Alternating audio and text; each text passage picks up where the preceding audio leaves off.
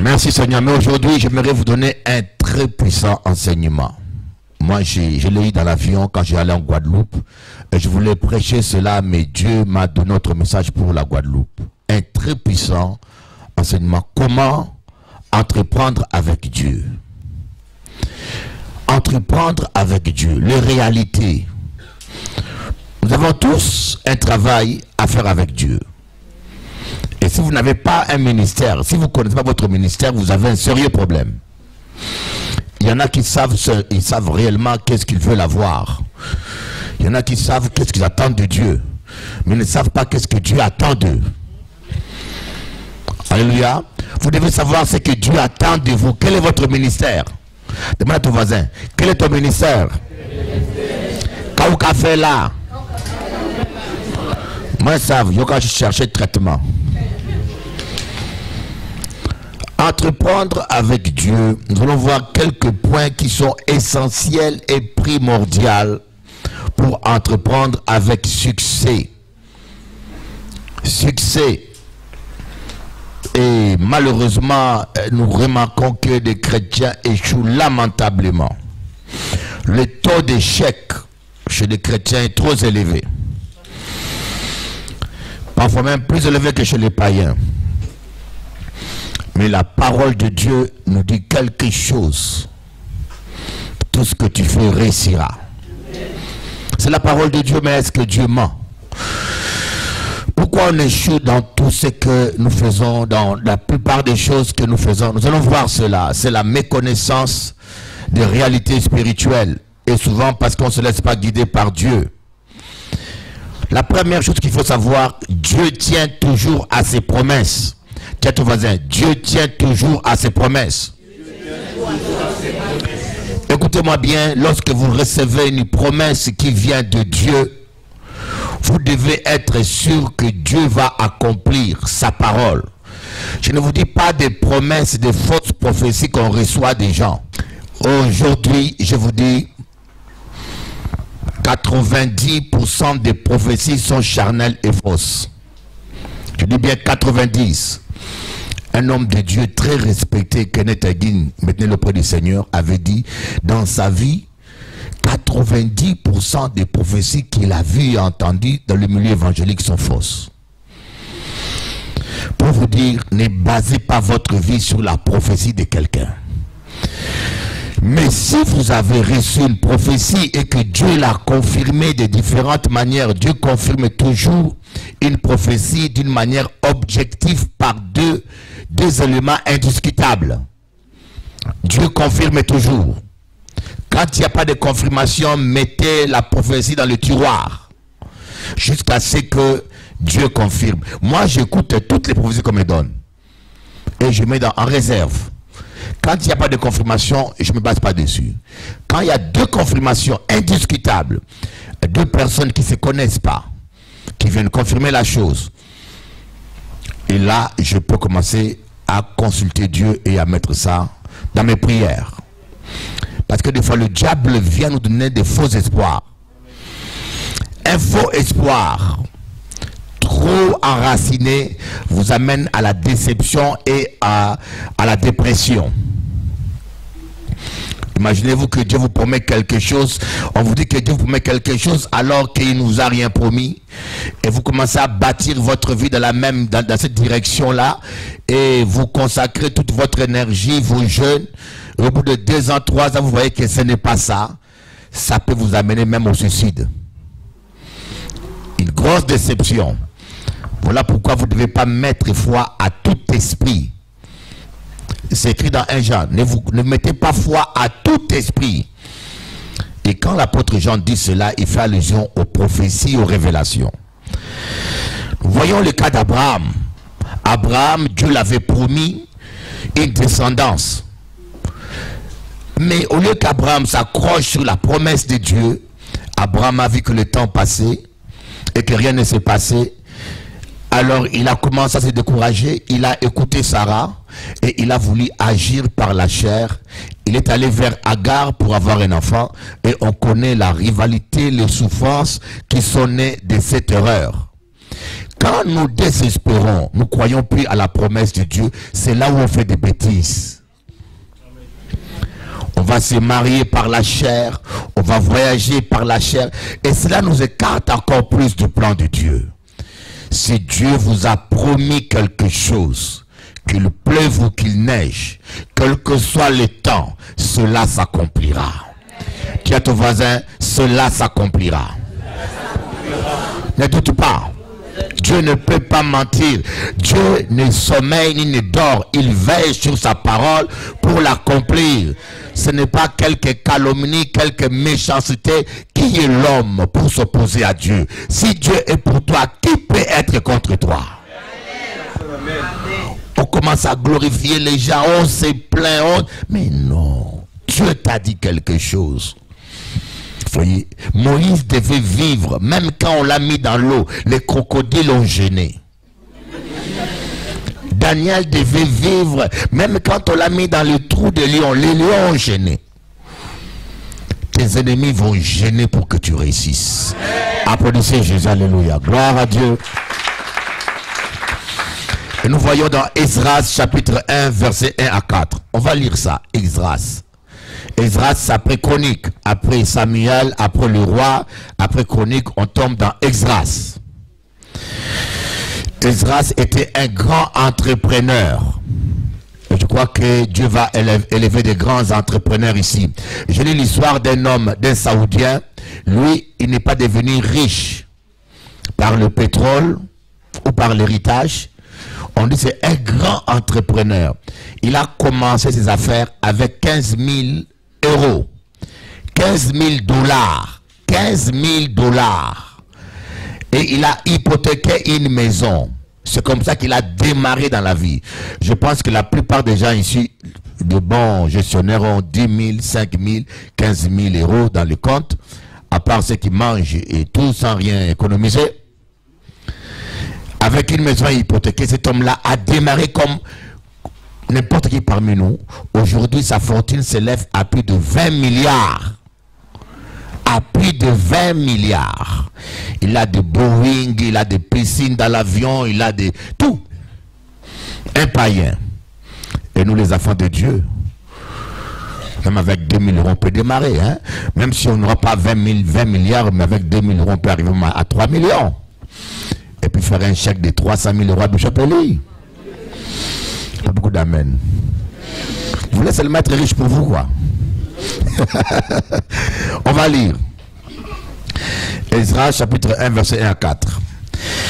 La première année de Cyrus, roi de Perse, afin que s'accomplisse la parole de l'Éternel, prononcée par la bouche de Jérémie, l'Éternel réveilla l'esprit de Cyrus, roi de Perse, qui fit faire de vives voix et par écrit cette publication dans tout son royaume. Ainsi parle Cyrus, roi de Perse. L'Éternel, le Dieu des cieux, m'a donné tous les royaumes de la terre, et il m'a donné de lui bâtir une maison en Jérusalem, en Juda. Qui d'entre vous est de son peuple? Que son Dieu soit avec lui et qu'il monte à Jérusalem, en Juda, et bâtisse la maison de l'Éternel, le Dieu d'Israël. C'est le Dieu qui est à Jérusalem. Dans tous les lieux où séjournent des restes du peuple de l'Éternel, les gens du lieu leur donneront de l'argent, de l'or, des effets, du bétail avec des offrandes volontiers pour la maison de Dieu qui est à Jérusalem. Oh, c'est extraordinaire. Voyez, dans l'avion, quand je lis ça, je me suis dit, mais nous ne comprenons pas comment Dieu est grand.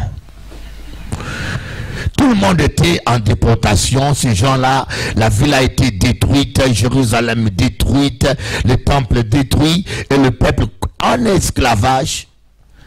Et personne ne s'occupait même du peuple de Dieu.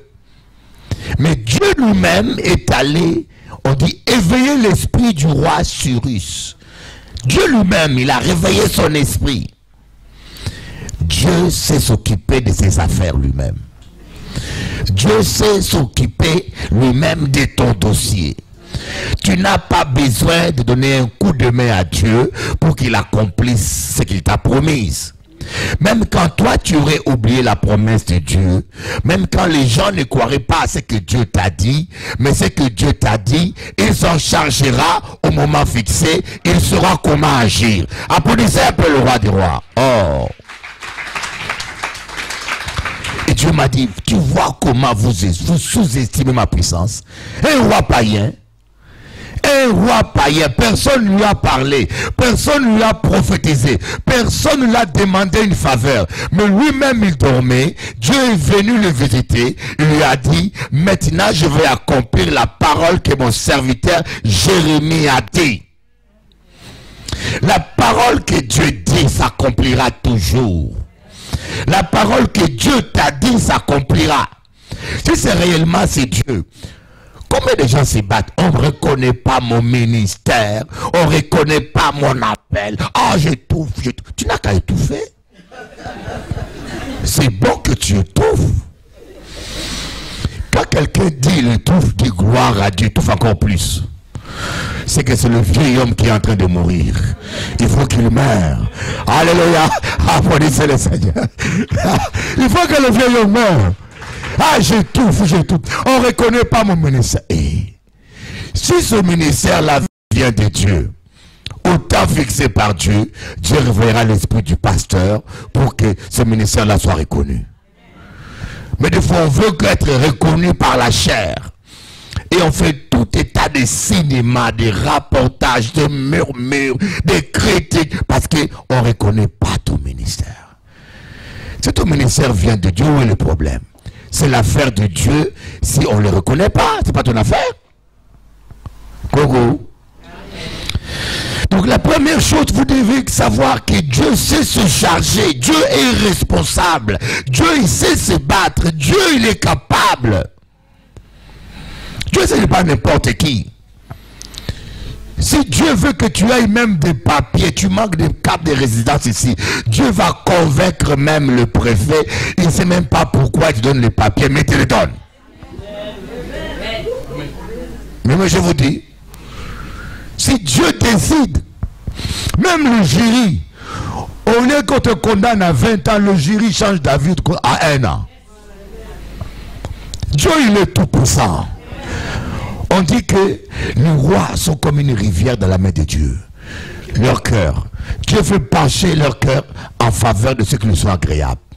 Quand tu es agréable à Dieu, là où on dit non aux gens, on te dira oui. Là où on refuse les HLM aux gens ou l'appartement, mais toi, on dira oui. Applaudissez Jésus. Ah, la vie est dure, la vie, c'est pas dur. Dur pour qui? Pas pour notre Dieu. Et la deuxième chose que vous devez jamais oublier, quand Dieu donne une vision, il donne aussi la provision. Amen. Dieu ne peut pas dire va bâtir un bateau pour moi, il ne te donne pas du bois, il faut que tu ailles voler le bois du voisin. Alléluia. Dieu ne peut pas te dire que je te charge comme chauffeur et pas de voiture. Il faut faire des faux chèques, des chèques sans provision. Si Dieu te donne une mission, il n'y a pas de provision. Si c'est réellement Dieu qui t'a parlé, attends la provision. Ne t'engage pas avant la provision. Quand Dieu a envoyé les disciples pour aller témoigner à Jérusalem, il leur a dit, attendez ici la puissance, attendez. Un ministère a besoin de puissance. Dieu dit, attends la puissance. Ne va pas sans puissance parce que tu feras de moi un menteur. Amen. Alléluia. Amen. La même chose, quand les enfants d'Israël devaient sortir avec Moïse de l'Égypte, Dieu a touché le cœur des Égyptiens qui donnaient aux Juifs de l'or, de l'argent. Ils ont donné tout leur bien aux Hébreux sans savoir pourquoi. Quand vous êtes avec Dieu, vous aurez la faveur. La faveur de votre mari, la faveur de votre voisin, même vos ennemis viendront à votre pied. Et s'ils te combattent, ceux qui te combattent nécessairement. S'ils te ferment une porte, ceux qui te ferment la mauvaise porte. Pour que tu ne puisses pas te tromper de direction. Si Si elle vole ton mari, c'est qu'elle n'a pas volé un mari. Elle a volé un serpent qui a été piqué. Applaudissez-moi Jéhovah. Oh my God, my God. Oh, il est le maître du temps et des circonstances. Amen.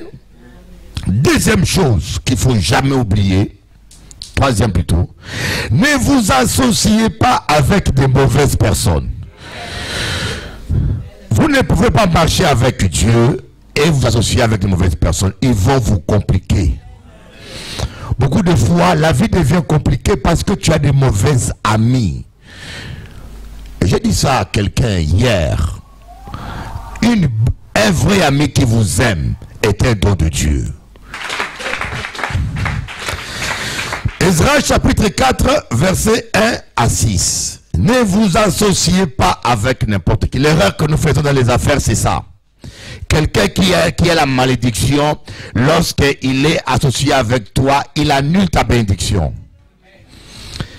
Les ennemis de Juda et de Benjamin apprirent que les fils de la captivité bâtissaient un temple à l'Éternel, le Dieu d'Israël. Ils vinrent auprès de Zorobabel et des chefs des familles et leur dirent: nous bâtirons avec vous, car comme vous, nous invoquons votre Dieu, menteur, et nous lui offrirons des sacrifices depuis le temple d'Esar Adon, roi d'Assyrie, qui nous a fait monter ici. Mais Zorobabel, Josué et les autres chefs des familles d'Israël leur répondirent: ce n'est pas à vous et à nous de bâtir la maison de notre Dieu. Nous la bâtirons nous seuls à l'Éternel, le Dieu d'Israël, comme nous l'a ordonné le roi Cyrus, roi des Perses. Alors les gens du pays découragèrent le peuple de Juda. Ils l'intimidèrent pour l'empêcher de bâtir. Et ils gagnèrent à prix d'argent des conseillers pour faire échouer son entreprise. Il en fit ainsi pendant toute la vie de Cyrus, roi des Perses, et jusqu'au règne de Darius, roi des Perses. Alléluia. Sous le règne d'Assyrus, au commencement de son règne, ils écrivirent une accusation contre les habitants de Juda et de Jérusalem. Ils écrivirent une accusation. Vous savez, là-bas, en ce temps-là, on écrivait les accusations. Mais en notre temps, on prophétise les accusations. Il y a un frère qui a dit: priez pour Bishop Eli. Je dis: on doit d'abord prier pour toi pour que tu saches bien traiter ta femme. Tu traites ta femme comme un païen, mais tu pries pour Bishop Eli. Alléluia. Il dit ça, priez pour Bishop Eli. Dieu lui révèle tout le mal du Bishop Eli, mais lui, sa femme qu'il maltraite, Dieu ne dit rien. Oui. Aujourd'hui, lisez la Bible. La prophétie, c'est fait pour édifier, pour encourager. Lisez la Bible. Dans 1 Corinthiens, on dit c'est pour édifier, encourager, exhorter. Mais aujourd'hui, les prophéties, c'est pour décourager les gens. C'est pas ça la Bible. Et on confond l'onction prophétique de l'Ancien Testament et l'onction prophétique dans le Nouveau Testament. Les Écritures sont faites pour corriger, pour reprendre. Ça, c'est les Écritures. Toute écriture est inspirée par Dieu pour corriger, instruire. Mais la prophétie dans le Nouveau Testament, c'est fait pour encourager, exhorter. Mais dans l'Ancien Testament, la prophétie, il n'y avait pas des écritures comme nous l'avons aujourd'hui. Donc les prophètes étaient chargés de corriger, de reprendre, d'édifier, d'encourager. Ils faisaient le tout. Pas beaucoup d'amen. Si nous suivons la Bible, suivons Bible mot par mot, vous allez voir que jamais on dit la prophétie est faite pour corriger ou pour accuser les gens. Et beaucoup de gens, soi-disant prophètes, passent leur temps à vous décourager. Des prophètes des malheurs. Alléluia. Donc la première chose, ne vous associez pas avec n'importe qui. Ces gens-là sont venus, ces ennemis, vous savez, nous avons des ennemis qui se comportent en amis. Faites attention aux fausses amitiés. Ta meilleure copine vient te voir à la maison, mais elle a un œil sur ton mari, tu ne le sais pas. Et quand tu dors, la voix te soit ton mari. Vérifiez bien le portable, messieurs. Alléluia. Vous voyez, le diable, quand il veut détruire une église, quand il veut détruire ta vie, il va venir s'approcher de toi comme ami. Il va essayer de s'associer avec toi. Et si tu acceptes l'association, il va te détruire dans l'amitié. Le diable a envoyé beaucoup de gens ici, soi-disant des amis, pour travailler avec nous. Où sont-ils? Le diable sait qu'il est, il ne pourra pas t'affronter en face. Il voudra t'affronter par le dos. Il vient s'associer avec toi comme s'il t'aimait. Et pendant que tu tournes le dos, c'est là il fera comme Judas, te poignarder. Ne t'associe pas avec n'importe qui. Ne regarde pas les bonnes paroles. Vous voyez, ils ont dit, nous sommes venus là pour servir Dieu. Combien sont venus ici pour dire, nous sommes venus pour servir Dieu? Où sont-ils? Dieu est là, mais où sont-ils? Les gens viennent entrer dans votre vision, soi-disant, pour servir Dieu. Ils ont dit, on rendra des offrandes. Attends, humainement parlant, si on suit la logique, mais l'idée est bonne, des gens qui viennent pour servir Dieu, pourquoi on va refuser? Ils veulent même faire des offrandes à Dieu. Donc les offrandes vont augmenter. Pourquoi on sera contre? Mais Zorobabel et Josué avaient le discernement.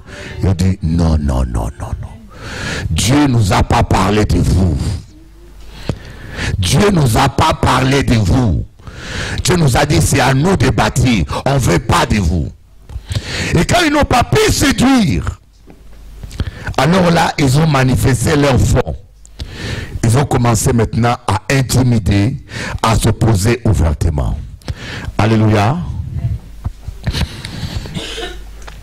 Troisième chose, l'œuvre de Dieu ne peut pas se faire sans ennemis.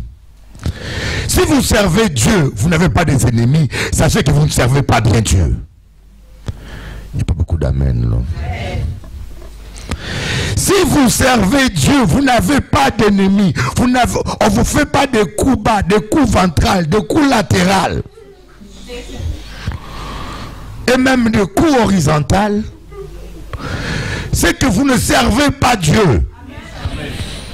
Parce que quand vous servez Dieu, les démons sont excités, énervés. Ils vont essayer de coincer à gauche, à droite. Il y aura des paroles, mais ils viendront là. Ils vont essayer de diviser l'église. Ils vont te critiquer. Ils vont prophétiser du mal sur toi. Ils vont écrire.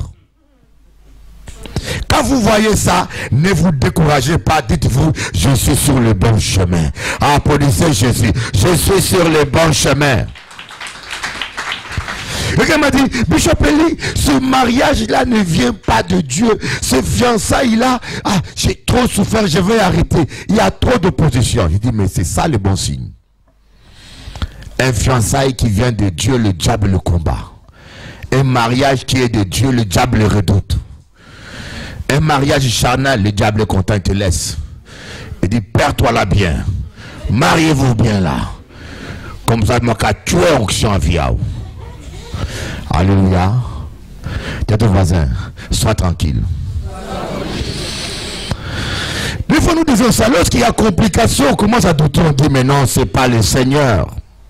C'est pas le Seigneur, c'est pas possible. Et nous voyons au verset, chapitre 4, verset 24, ces gens-là ont pu faire cesser, mon Dieu. Ils ont pu faire cesser, on dit quoi? Alors s'arrêta l'ouvrage de la maison de Dieu à Jérusalem. Il fut interrompu jusqu'à la seconde année du règne d'Assyrus, roi de Perse. Ils ont pu faire arrêter l'œuvre de Dieu. Écoutez bien, si vous n'êtes pas, quelqu'un a dit ça, il a écrit ça dans j'ai pris d'abord sa citation, il a dit, les gens qui réussissent dans la vie, ce ne sont pas les gens les plus rapides, ce ne sont pas les gens les plus forts, ce sont les gens qui n'abandonnent pas. Amen. Il y en a qui sont rapides, mais au bout du chemin, ils n'ont plus d'essence. Il y en a qui sont forts, mais à un moment donné, ils tombent dans les pièges. Mais celui qui n'abandonne pas, même s'il est lent, il va finir par atteindre son but. Applaudissez Jésus, alléluia. Dis à ton voisin, n'abandonne pas ton rêve. Dis-lui, va jusqu'au bout. Alléluia. Il ne faut jamais abandonner. Et ils ont abandonné. Et le diable essaiera toujours de t'intimider. Vous voyez, là où on parle des hommes, mais derrière il y a des puissances. Qui a vu un démon lui parler? Très peu. À part des gens qui ont de fausses visions. La plupart de vous ne verra pas le diable. Je verrai les frères qui ont courage. Ne va plus à l'église là. Ils sont pris dans la vérité. On n'est pas dans la vérité, mais nous on gagne les âmes. Et toi qui es dans la vérité, tu dois venir chez nous pour chercher les âmes. Finalement, qui est dans la vérité? Le problème, on n'est pas dans la vérité, mais on gagne les âmes. Moi, j'étais en Guadeloupe, j'ai baptisé plus de... Combien de personnes? 17. Mais toi, tu es dans la vérité, tu baptises personne. Ou bien tu essayes de rebaptiser ce que j'ai baptisé. Quelle vérité on est? Tu n'es pas contre, hein? Si tu veux servir Dieu, retrousse tes manches, va gagner les âmes. Tu verras que Dieu, tu seras content. Même si tu n'as pas l'appel de Dieu, hein? Mais le fait seulement de gagner les âmes, Dieu ne t'en voudra jamais. Mais au lieu de gagner les âmes, tu détruis les âmes, tu viens décourager les gens, tu viens nous faire des guerres doctrinales. La doctrine ne sauve personne. Personne n'ira en enfer parce qu'il a mis le foulard ou pas le foulard. Amen. Amen. Les gens iront au ciel parce qu'ils ont accepté Jésus-Christ, c'est un point très. Personne n'ira. Je ne crois pas que quelqu'un ira en enfer parce qu'on l'a baptisé dans une piscine, l'autre dans une rivière. C'est de la stupidité, ça. C'est des gens qui manquent d'intelligence. Baptême au nom de Jésus-Christ, baptême au nom du Père, du Fils. C'est des histoires qui n'ont ni tête ni queue. Le baptême n'est pas une formule incantatoire. Le baptême n'est qu'un symbole de l'engagement qu'on prend avec Jésus. Applaudissez Jésus, alléluia.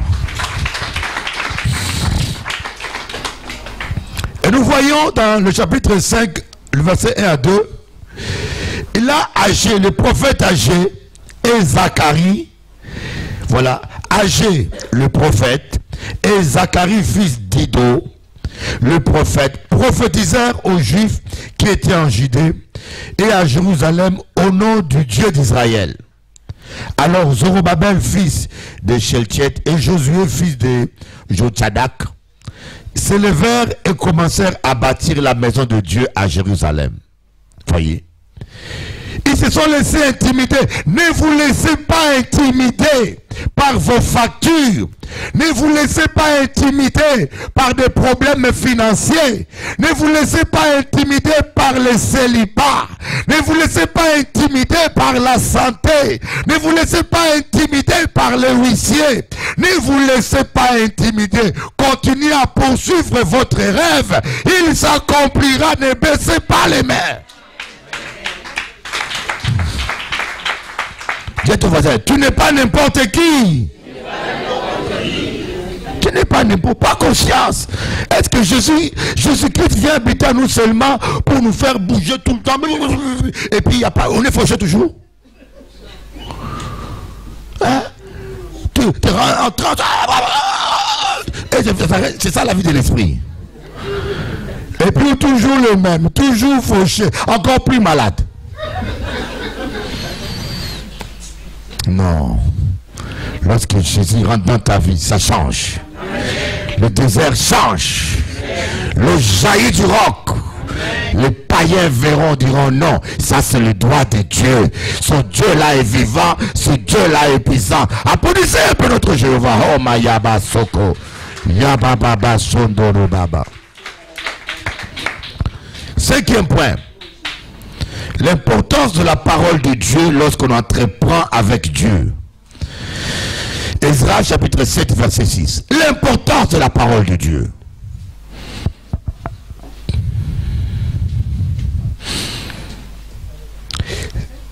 7, 6. Chapitre 7, verset 6. Cet Esdras vint de Babylone.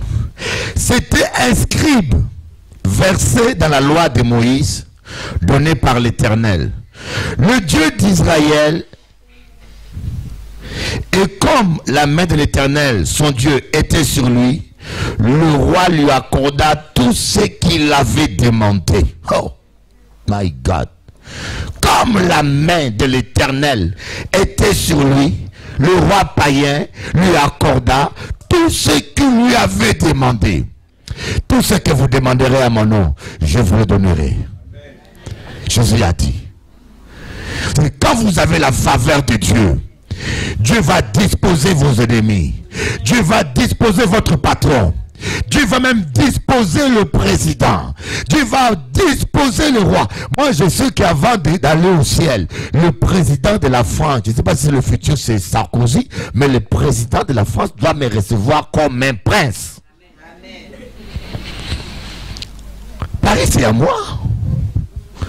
Vous êtes des locataires, moi, c'est Paris, c'est à moi. Ce qui manque des fois, bien sûr. J'ai écrit sur Facebook, Paris c'est à moi. Les gens commencent à me contredire. C'est à Jésus. Je dis, mais tu as déjà vu Jésus toi? Jésus est à moi. La parole de Dieu dit, tout l'endroit que je mets mon pied, il me le donne. Paris c'est à moi. Amen. Amen. Tous ces païens-là sont des locataires. Au nom de Jésus. Amen. Prenez conscience que ce pays nous appartient. Quand vous allez prendre conscience de cela, vous allez commencer à prier comme des vrais patrons.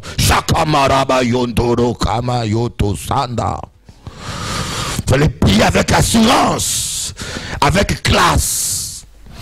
Vous allez marcher la poitrine bien bombée. Le meilleur est devant moi. Je mangerai les meilleures productions du pays. Si vous optez pour l'obéissance, vous mangerez les meilleures productions du pays, les meilleures robes de Paris, les meilleures voitures de Paris, les meilleurs appartements, les meilleurs terrains, les meilleurs c'est pour vous. Si vous optez pour l'obéissance, vous mangerez les meilleures productions du pays. Malgré votre taille, ne te laisse pas intimider. Dis à ton voisin, ne te laisse pas intimider. Alors, 6e point, important, Esdras chapitre 8, versets 22 à 23. Jeûne et prière. Il ne s'agit pas seulement de prononcer la Bible partout comme un robot pour dire que tu as la victoire. Il faut rajouter derrière le jeûne et la prière. Esdras chapitre 8, versets 22 à 23. J'aurais eu honte de demander au roi une escorte et des cavaliers pour nous protéger contre l'ennemi pendant la route. Car nous avions dit au roi, la main de notre Dieu est pour le bien sur tous ceux qui le cherchent. Mais sa force et sa colère sont contre tous ceux qui l'abandonnent. C'est à cause de cela que nous gênâmes et que nous invoquâmes notre Dieu et il nous exauça. Voyez, Dieu les a envoyés, mais ils ont gêné quand même. Ce n'est pas parce que Dieu t'a promis quelque chose qu'il ne faut pas gêner. Ce n'est pas parce que Dieu t'a promis quelque chose qu'il ne faut pas gêner et prier. Mes frères, il y a des victoires que vous ne pourrez jamais remporter sans le jeûne et la prière. Les combats sont différents. Quand tu es devant un démon poids coq, tu gagnes facilement. Un démon poids léger, le combat est différent. Un démon poids lourd, le combat aussi est différent. Les disciples chassaient les démons, mais un jour ils sont arrivés devant un démon poids lourd. Ils n'ont pas pu les chasser. Hein? Je leur ai dit, mais pourquoi acceptez-vous l'échec? Vous aurez dit chasser ces démons-là jusque dans les prières et dans les jeûnes, et vous aurez obéi. La vraie foi est incrédule à l'échec. La vraie foi, quand tu pries et que ça ne marche pas, tu ne dis pas, mais je ne comprends pas, j'ai prié, ça n'a pas marché. Non, j'ai prié, ça n'a pas marché, mais normalement, ça doit marcher. Donc je rentre maintenant dans le jeûne pour que ça marche mieux encore. Il ne faut jamais accepter l'échec. Jésus leur a dit, jusque quand vous supporterez, race d'incrédules. Voyez, il ne faut pas accepter l'échec. Si tu pries pour ton mari, tu pries pour tes enfants, tu pries pour ta santé, tu vois que ça tarde, ça bloque, change de vitesse, rajoute le jeûne. Il finira par craquer. Amen. Et donc il y a le jeûne et la prière. Pour terminer, le 7e point, là, vous voyez, on a vu tous les éléments. Le 7e point, c'est la sainteté. Esdras 9, verset 2. Quand le diable essaye de vous intimider, il n'arrive pas. Quand il essaye de vous attaquer par tous les moyens, il n'arrive pas. Quand il a tout essayé, il a vu que vous tenez bon et que vous allez vers la victoire, alors là, il va utiliser la séduction. Il va vous envoyer le plus beau jeune homme célibataire que vous attendez. Il va vous envoyer la plus belle jeune fille, toute option. Esdras 9, verset 2. Car ils ont pris de leurs filles pour eux et pour leurs fils, et ont mêlé la race sainte avec le peuple de ce pays, et les chefs et les magistrats ont été les premiers à commettre ces péchés. Les chefs et les magistrats, les pasteurs, les prophètes, aujourd'hui à Paris, ce sont les responsables des églises qui sont à tête de péché. Les premiers qui doivent prêcher la sainteté, ils ont les pieds dans la boue. Et parce qu'ils ont les pieds dans la boue, ils n'ont plus l'autorité pour prêcher contre le péché. On n'attaque plus le péché dans notre église aujourd'hui. On ne parle plus parce qu'ils savent même qu'ils ont les pieds dans la boue. S'il t'arrive de tomber, relève-toi. Vous savez, on ne peut pas empêcher aux oiseaux de se poser sur nos têtes. Personne sur terre peut dire qu'aucun oiseau peut se poser sur ma tête. Mais on peut les empêcher de faire leur nid sur notre tête. Quand vient te déposer un petit bout d'herbe, deuxième, troisième, tu peux enlever et jeter. Même si ça nous arrive d'une manière, ou en pensée ou en parole, de s'énerver, mais dès que tu tombes, tu te relèves à l'instant. Le sang du Christ est là pour ça. Mais ne demeure pas dans la boue et ne persévère pas dans la boue, ne prend pas racine dans la boue. Amen. Ton voisin, relève-toi. Relève-toi. Vous voyez, quand Satan essaye toutes ses stratégies, il échoue. Il vient avec la séduction. Il vient avec la pornographie. Il vient avec des pensées impures. Il vient avec toute forme de compromis. Il y a même des chrétiens même qui amènent le pasteur au compromis.